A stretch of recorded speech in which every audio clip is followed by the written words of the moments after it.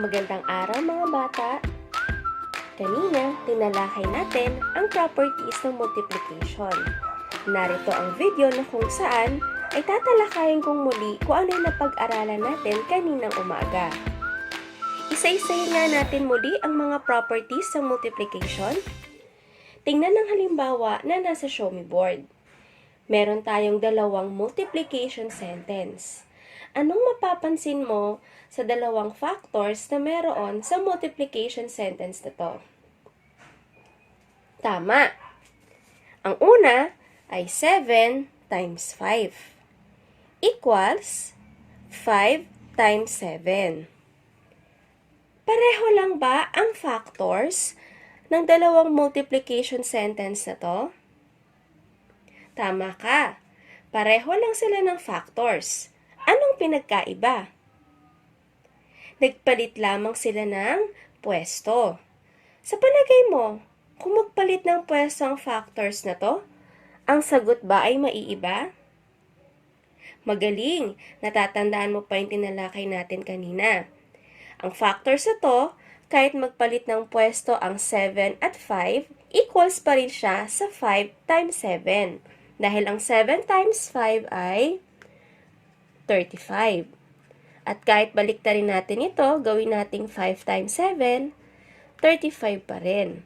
Kaya equal sila sa isa't isa. At ang ganitong properties ng multiplication ay tinatawag nating commutative property of multiplication, na kung saan, kahit magpalit ng pwesto, ang mga factors ay hindi mababago ang product. Suriin naman natin ang kasunod na halimbawa ng multiplication sentence. Kanina, nabanggit ko na kapag commutative property, kahit magpalit ng pwesto ang factors, ay pareho pa rin ang magiging product natin. Ngayon, meron ako multiplication sentence na 8 times 4. Ngayon, ano kaya ang nawawalang factor sa multiplication sentence na to para maging equal siya sa unang multiplication sentence? Kung ang sagot mo ay 4, tama ka. Bakit? Dahil pinagpalit lang natin ang factor sa multiplication sentence na to kumpara sa kabilang multiplication sentence. O ngayon, subukan nga nating sagutan kung pareho ang makukuhang sagot. Ilan ng 8 times 4? Tama, yan ay 32. Ano naman ang 4 times 8? Magaling, yan din ay 32.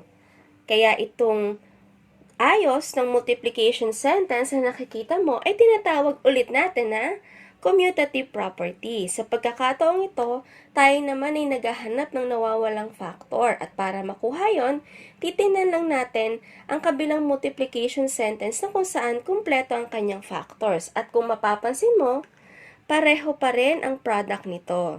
Yan ay isang katangian ng isang commutative property of multiplication. Tumungo naman tayo sa isa pang halimbawa ng property of multiplication. Narito ang isang halimbawa ng multiplication sentence na kung saan meron tayong tatlong factors. Sa tatlong factors na to ay gumamit tayo ng parenthesis. Yung parenthesis na yan ay sila yung grupo na magkasamang una nating imumultiply. O subukan nga nating sagutan kung pareho ang sagot ng 7 times 1 times 2 o 2 times 7 times 1. Kung mapapansin mo, ang unang binasa ko ay nasa loob ng parenthesis kasi sila yung grupo ng factors na dapat muna nating unang i-multiply. O unahin nga natin si 7 times 1. Ilan ng 7 times 1? Magaling, yan ay 7. Kaya ito ibababa na natin dito sa sagot na 7. O, lipat naman tayo sa kabilang multiplication sentence. Sa pagkakataong ito, ang magkagrupo ay ang 2 at 7. Anong sagot sa 2 times 7? Magaling, ang sagot dyan ay 14. At saka natin ibababa yung natitirang factor. 14 times 1. O, tingnan nga natin kung pareho ang magiging sagot nila. 2 times 7. Ano ang sagot? Tama. Yan ay 14. Ano naman ang 14 times 1? Magaling. Yan din ay 14. Anong mapapasin mo sa product ng multiplication sentence na to at sa product ng kabilang multiplication sentence? Pareho lang sila, di ba? Pero sa pagkakataong ito, meron tayong mga pinangkat o ginrupong factors muna bago natin kumpletuhin ang pagmultiply sa kanilang tatlo. Ang tawag dito ay associative property of multiplication. Kung sa commutative kanina ay dalawang factors lang na pinagpalit ng pwesto, dito sa associative ay mahigit sa dalawa at kung saan ipinapangkat muna natin ang dalawang factors gamit ang parenthesis. At ang factor na nasa loob ng parenthesis ay ang una nating minumultiply. Subalit, magkaganon man, kung pare-pareho lang din ang factors, kahit na magkaiba pa ang magkapangkat sa loob ng parenthesis, ay iisa pa rin ang sagot na makukuha. At yan ang katangian ng isang associative property of multiplication. Narito ang isang halimbawa ng multiplication sentence. Ano kayang klaseng multiplication sentence ito? Anong properties ang ipinakikita? Commutative ba yan o associative? Tama, yan ay associative kasi may mga pinangkat tayong factors. Kaso, sa unang multiplication sentence natin, ay may nawawalang factor. Ano kaya ang nawawalang factor? Para makuha natin ang nawawalang factor, tingnan natin ng kabila na ka-equals daw nito kung saan ang bawat factor niya ay kumpleto. Pareho silang may 4, parehong may 2. Ano kaya ang nawawala? Tama, dahil equal naman ito sa kabilang multiplication sentence, ang nawawalang factor natin ay 3. Ngayon, tingnan natin kung talagang 3 nga talaga ang tamang factor para dyan. Subukan nating sagutan. Unahin palagi nating imumultiply sa ganitong associative property of multiplication ang nasa loob ng parenthesis. O, ano ang 4 times 2? Tama, yan ay 8. Saka natin ibababa yung naiwang factor. O, punta naman tayo sa kabila. Unahin natin ang 3 times 2. Ano ang 3 times 2? Tama, ang sagot dyan ay 6. Saka natin ibaba yung naiwang factor. Ano ang sagot sa 8 times 3? Ilan ang 8 tatlo? Magaling, yan ay 24. Ilan naman ang 6 times 4 o 6 na 4? Mahusay, yan ay 24. Kaya ang nawawalang bilang natin na 3 ay tama. Dahil kapag sinolve natin ang dalawang multiplication sentence na to, ang nakuha nating sagot ay parehong 24. Pumunta naman tayo sa pangatlong property of multiplication. Narito sa screen ang 24 times 2. Paano natin makukuha ang sagot ng multiplication sentence na to gamit ang pangatlong property ng multiplication? Kaya unahin muna natin ang 24. So, ang 24 mga bata ay i-expanded form natin. Pahahabain natin gaya ng tinalakay natin noong unang quarter. Kapag in-expand natin ang 24, ito ay 20 plus 4. 24. Ngayon ang 2 ay itatabi lang natin dito sa in-expand natin. Pagkatapos mga bata, ay imumultiply natin ang 20 at 2 at saka 4 at 2. Ganito ngayon natin siya makikita. Unahin natin yung 20 at saka 2. 20 times 2 at sunod naman ang 4 times 2.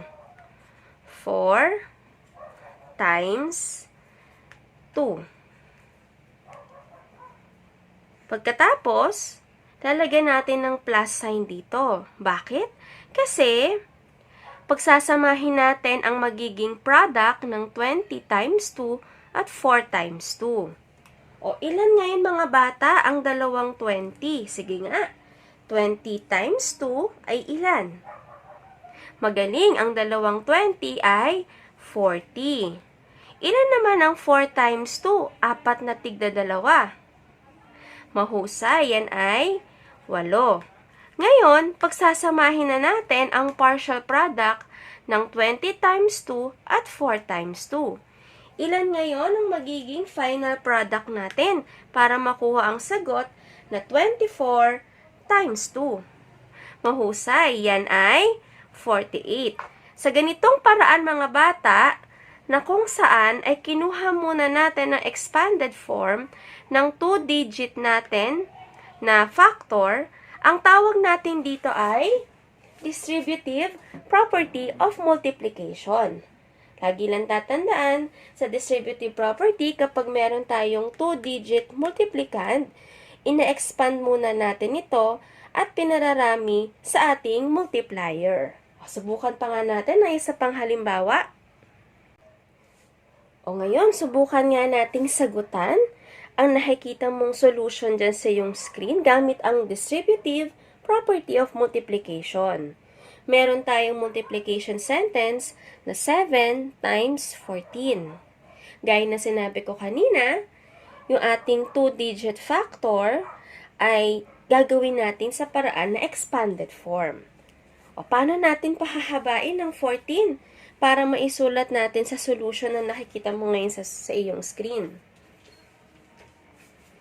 Okay, so ang 14 mga bata, kapag in expanded form natin ay 10 plus 4. Yan ngayon na expanded form yan. Pagkatapos, dahil distributive property nga, i-distribute natin si 7 para i-multiply kay 10 at si 7 ulit para i-multiply kay 4. Kaya siya tinawag na distributive property. Ngayon, isulat na natin sa baba. 7, ito siya, times 10, at ulitin natin ulit. 7 times 4. Ayan. Na-distribute na natin si 7 kay 10 at 4. Imo-multiply naman natin ngayon. Ilan ang 7 times 10? Ilan ang 7 10? Magaling, yan ay 70. Ilan naman ang 7 times 4? Ilan ang 7 4? Mahusay, yan ay 28. Ngayon, pagsamahin na natin yung partial product kanina. Ano kaya ang magiging final na sagot natin kapag pinagsama natin ito? Magaling, yan ay 98. Kaya ang 98 ang sagot sa 7 times 14. Sa ganitong paraan ay pwede nating makuha ang product gamit ang distributive property of multiplication. Ngayon, balikan natin yung dalawang properties ng multiplication na tinalakay na ninyo noon nung kayo'y grade 2 pa. Narito mga bata ang mga multiplication sentence na sinulat ko sa ating whiteboard. Atin nga munang sagutan ang mga multiplication sentences na to. Anong sagot sa 8 times 1? Tama, yan ay 8. Ilan naman ang 1 times 24? Mahusay, yan ay 24. Ilan naman ang 198 times 1? Magaling, yan ay 198. Anong mapapansin mo na bilang na palaging minumultiply sa mga multiplication sentence na to? Kung mapapansin mo, lahat sila ay minultiply sa 1. Ngayon, dahil minultiply sila sa 1, anong mapapansin mo naman sa product?